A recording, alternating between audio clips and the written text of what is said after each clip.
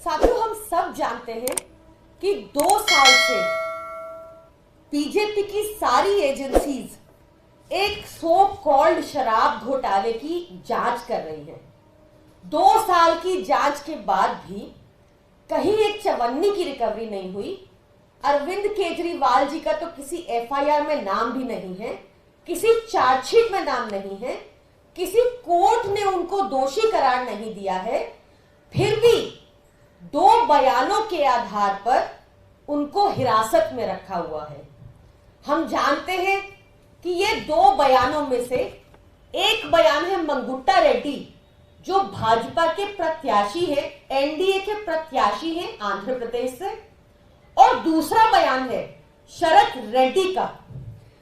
शरत रेड्डी वो व्यक्ति है जिसने अपने अरेस्ट के बाद भाजपा को 60 करोड़ रुपए लगभग दिए इलेक्टोरल बॉन्ड के थ्रू, जिसके बाद उसकी बेल हुई, जिसके बाद वो एक सरकारी गवाह बना और अरविंद केजरीवाल जी का नाम लिया। ये 60 करोड़ देने के बाद भाजपा की ईडी शरत रेड्डी की बेल के समय चुप रहती है। आज एक बहुत चौंकाने वाला तथ्य और सामने आया।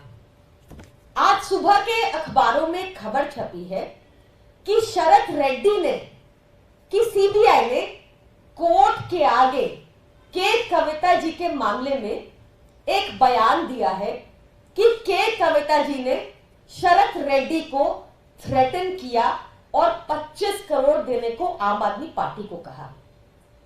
ऐसा कैसे हुआ? शरत रेड्डी ने टोटल 12 बयान दिए।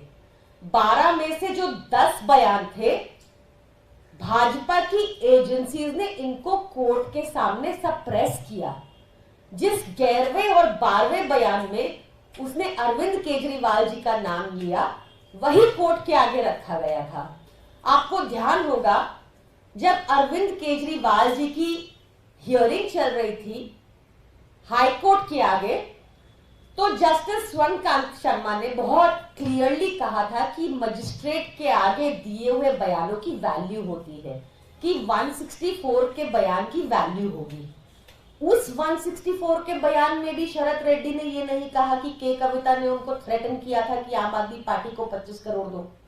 आज से पहले जो 12 बयान दिए, किसी में भी उसने ये नहीं कहा कि के कविता ने थ्रेटन किया शरत रेड्डी को कि 25 करोड़ आम आदमी पार्टी को दो।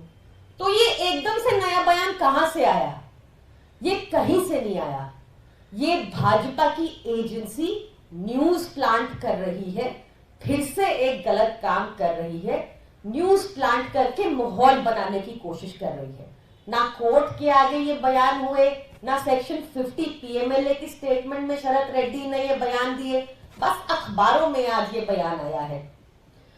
तो बहुत जरूरी है कि भाजपा की एजेंसी से पूछा जाए कि क्या तुमने अब तक जो 60 करोड़ शरत रेड्डी के अरेस्ट के बाद शरत रेड्डी की कंपनी ने भाजपा को दिए, उसमें किसी को आरोपी बनाया?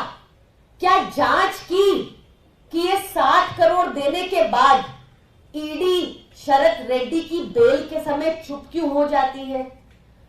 आज मैं सीबीआई से, ईडी से पूछना चाहती हूं कि जवाब दे कि क्यों ऐसी स्टोरीज वो मीडिया में प्लांट कर रही है जब तक, क्योंकि अब तक किसी भी स्टेटमेंट में जो शरत रेड्डी ने दी, उसने ऐसा बयान नहीं दिया कि के कविता ने उनको थ्रेटन किया ताकि वो आम आदमी पार्टी को 25 करोड़ दे। तो ये झूठी खबरें कौन प्लांट कर रहा है और क्यों प्लांट कर रहा है, इसका जवाब दे भाजपा की एजेंसीज।